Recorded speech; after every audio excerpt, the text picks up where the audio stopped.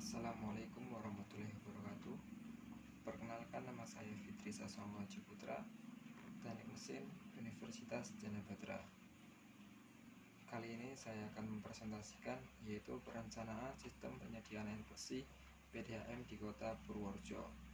Seiring bertambahnya pertumbuhan penduduk di Kota Purworejo, diperlukannya ketersediaan air bersih untuk memenuhi kebutuhan masyarakat dalam kehidupan sehari-hari.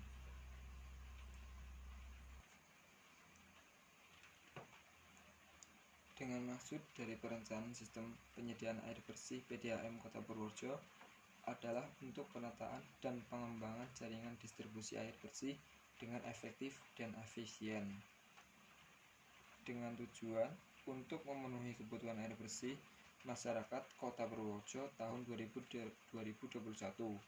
dan merencanakan detail pemanfaatan air bersih dan reservoir serta 70 liter per detik untuk wilayah Kemiri. Merencanakan sistem pelayanan jaringan distribusi air bersih dengan diperhitungkan jumlah penduduk yang akan dilayani berdasarkan wilayah debit reservoir Rejosari Kemiri sebesar 70 liter per detik. Adapun lokasi perencanaan yaitu secara administratif Kabupaten Purworejo terbagi ke dalam 16 kecamatan, 494 desa atau kelurahan. Kecamatan yang paling luas adalah Kecamatan Bruno, yaitu mencapai 10.843 hektar, yang persentase luasnya terhadap kabupaten sebesar 10,47%. Adapun kecamatan yang paling sempit luasnya adalah Kecamatan Kutoharjo, yaitu hanya sekitar 3,63% dari luas Kabupaten Purworejo. Yang selanjutnya yaitu standar kebutuhan air. Standar kebutuhan air dibagi menjadi dua. Yang pertama yaitu standar kebutuhan air domestik. Standar kebutuhan air domestik adalah kebutuhan air bersih yang dipergunakan untuk memenuhi kebutuhan sehari-hari, seperti pemakaian air untuk minum, masak, mandi, cuci, dan sanitasi, dengan satuan yang digunakan yaitu satuan liter, orang, atau hari. Yang kedua yaitu standar kebutuhan air non-domestik, yaitu penggunaan komersial dan industri, penggunaan air oleh badan komersial industri, bangunan pemerintahan, rumah sakit, sekolah, dan rumah ibadah. Dengan tabel kebutuhan air domestik dari 20.000 jiwa hingga 1 juta jiwa. Selanjutnya yaitu sistem penyediaan air. Sistem penyediaan air dibagi menjadi 4. Yang pertama, sistem jaringan induksi distribusi. Dalam sistem ini dibagi menjadi 2 metode. Yang pertama, sistem cabang. Yang kedua, metode melingkar atau loop. Selanjutnya yang kedua, perencanaan sistem distribusi air minum dari pipa yang terbesar dan yang terkecil. Berbagai pipa antara lain yaitu pipa primer, pipa sekunder, pipa tersier, dan pipa layanan. Yang ketiga yaitu perlengkapan pipa. Perlengkapan yang ada pada sistem transmisi perpimpaan air bersih antara lain washout yang berfungsi untuk menggelontor sedimen atau endapan yang ada pada pipa. Air valve berfungsi untuk mengurangi tekanan pada pipa sehingga pipa tidak pecah. Kemudian gate valve berfungsi untuk mengatur debit aliran dan pompa.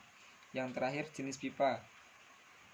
Jenis-jenis pipa yang digunakan pada sistem transmisi dan distribusi adalah cast iron, baja, beton, asbes, semen, dan plastik.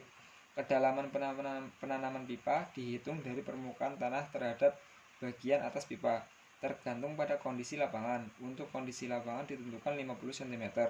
Sedangkan pipa yang dipasang di bawah jalan ditentukan 150 cm. Dalam fluktuasi penggunaan air, menurut konsumen air akan berubah sesuai dengan perubahan musim dan aktivitas masyarakat pada hari tertentu, setiap minggu atau bulan, bahkan tahun. Yang pertama yaitu perhitungan kebutuhan air. Dalam perhitungan kebutuhan air didasarkan pada kebutuhan air rata-rata. Kebutuhan rata-rata dapat dibedakan menjadi dua, yaitu kebutuhan air rata-rata harian dan kebutuhan harian maksimum. Selanjutnya yang kedua, yaitu angka pertumbuhan penduduk. Angka pertumbuhan penduduk dalam proses dapat digunakan untuk memproyeksikan jumlah penduduk untuk beberapa tahun mendatang, pada dijadikan sebagai dasar perhitungan volume kebutuhan air di masa yang akan datang. Untuk teknik perencanaan jaringan distribusi, pipa adalah saluran tertutup dengan penampang lingkaran yang digunakan untuk mengalirkan fluida aliran penuh.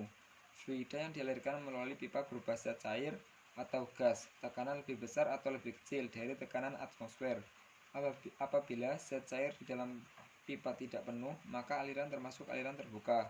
Karena mempunyai permukaan bebas, tekanan permukaan zat cair di sepanjang saluran terbuka adalah tekanan atmosfer. Dengan analisa hidrolika dalam pipa, yaitu dengan tekanan air dan kecepatan aliran, kehilangan tekanan atau head loss, serta EPANET. Adapun diagram alir yang direncanakan adalah sebagai berikut. Dimulai, kemudian persiapan, setelah itu survei dan investigasi, pendahuluan, dilanjutkan dengan studi pustaka, dilanjutkan lagi dengan pengumpulan data. Pengumpulan data dibagi menjadi dua. Yang pertama yaitu dengan data primer, yang kedua dengan data sekunder. Data primer didapatkan dengan dokumen wawancara, sedangkan data sekunder itu didapatkan dengan data kependudukan dan sosial ekonomis, data sistem penyaluran air, data sumber air baku, dan peta. Selanjutnya diolah dengan data lengkap. Data lengkap dianalisa, yaitu dengan kebutuhan dan analisa ketersediaan air. Dilanjutkan dengan pertumbuhan jumlah penduduk, tingkat pemakaian wilayah pelayanan, dan inventarisasi sumber air, pemilihan sumber air baku, dan perencanaan. Diteruskan lagi dengan analisa narasa air, didapatkan sumber air. Setelah mendapatkan sumber air, dengan pelaksanaan yaitu dengan jaringan pipa distribusi dan bangunan.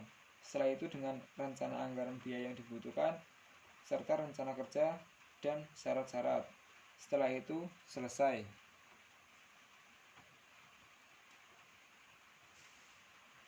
Dengan diagram alir tersebut, kita memerlukan analisa data, yaitu yang pertama dengan proyeksi penduduk. Proyeksi penduduk adalah metode yang digunakan untuk mengetahui proyeksi penduduk pada masa yang akan datang, tahun dasar 2015 sampai 2020. Yang kedua yaitu perhitungan kebutuhan air. Yang ketiga kebutuhan air domestik. Yang keempat kebutuhan air non domestik. Dan yang terakhir adalah kebutuhan air rata-rata.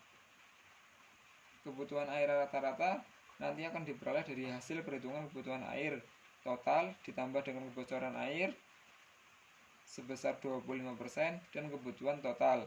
Sedangkan angka kebocoran 25% adalah angka rata-rata kebocoran yang ideal menurut Ditjen Cipta Karya tahun 2000 agar PDAM dapat berkembang menjadi PDAM yang hebat.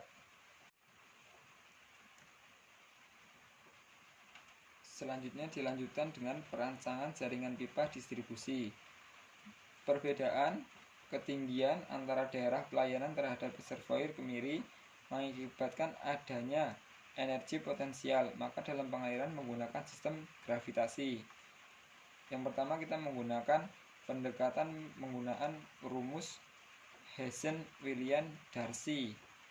Dan yang kedua kita menggunakan kriteria perencanaan. Serta yang terakhir kita menggunakan perhitungan dengan program EPANET.